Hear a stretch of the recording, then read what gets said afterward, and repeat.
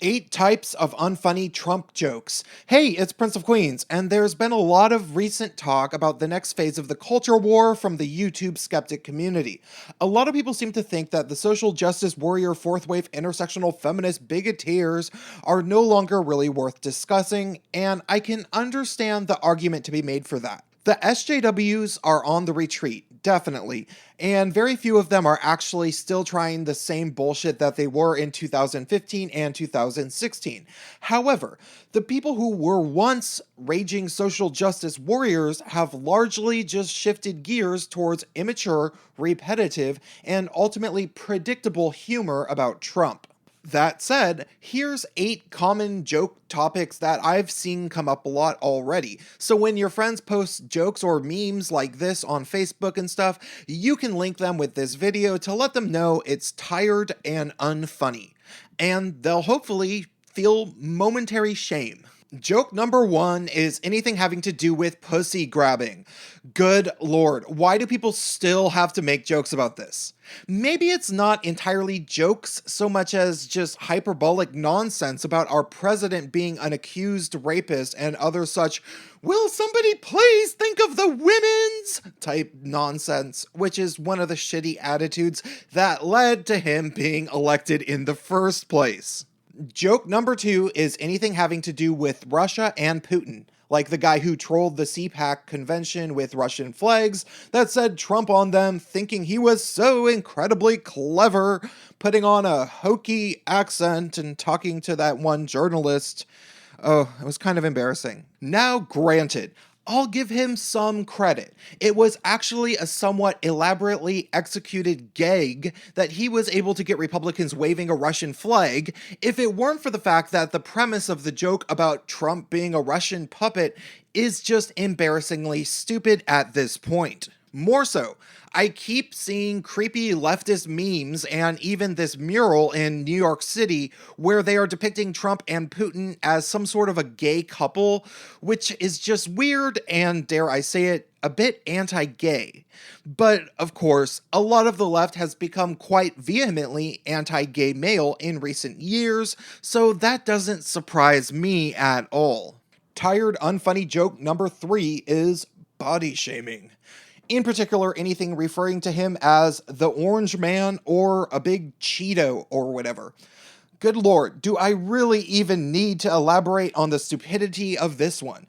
We get it. He uses some weird tanning product or something and looks a bit awkward, but ultimately it's just rather hypocritical that these people are constantly making such jokes because there would be hell to pay if anybody ever said such things about Hillary Clinton if she were president. And what exactly happened when people made fun of Obama's skin color? Just something to keep in mind. The fourth unfunny joke does not originate from Trump himself, but rather Kellyanne Conway, which is making fun of the alternative facts line.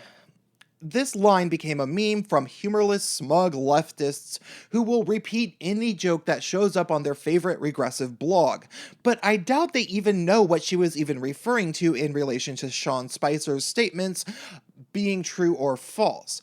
I'm assuming the people who make jokes about quote-unquote alternative facts are usually just repeating the line because they heard that Trump's blonde bimbo advisor said something stupid, which could maybe be interpreted as sexism. But oh well, let's move on. The fifth now unfunny joke is something that almost kind of made me giggle during the campaign, which is anything having to do with Melania wanting a sugar daddy. For a while, I'll admit that it was funny for me to imagine Melania marrying up economically and then being like, holy shit, what did I sign up for? But the fact that people are still making this joke now that she's actually the first lady just seems a tad bit sexist, as it assumes that Melania is not at all intelligent because she's good looking, which is annoying because I don't presume these people have actually investigated into her character besides maybe that speech she delivered, which sounded like Michelle Obama's speech. Joke type number 6 is really awful, which is anything having to do with his kids. Picking on Barron and saying he has autism, saying that Trump is attracted to Ivanka because he made some admittedly stupid comments about how much he admires her and that she's good looking.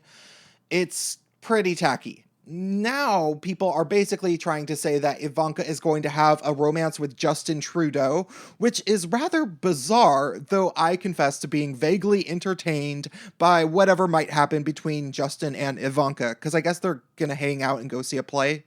Maybe I'm wrong. Joke number 7 particularly bugs me, which is talking about the wiretapping thing like it's absolutely ridiculous that Trump would make this claim, even though we know that Obama was spying on people like Germany's Angela Merkel.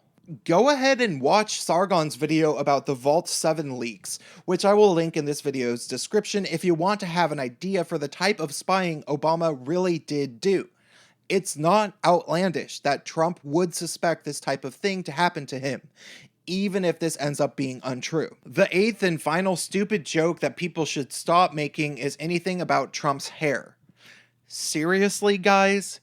It's not great hair, but I feel like I hear more jokes about Trump's hair than I do about Bernie Sanders' hair, which says something. Alright, that's all for today. Drop me a comment, help me out on Patreon if you think I seem cool, please. Hit that bell button next to the subscribe button so you don't get unsubscribed from my channel, and stay tuned.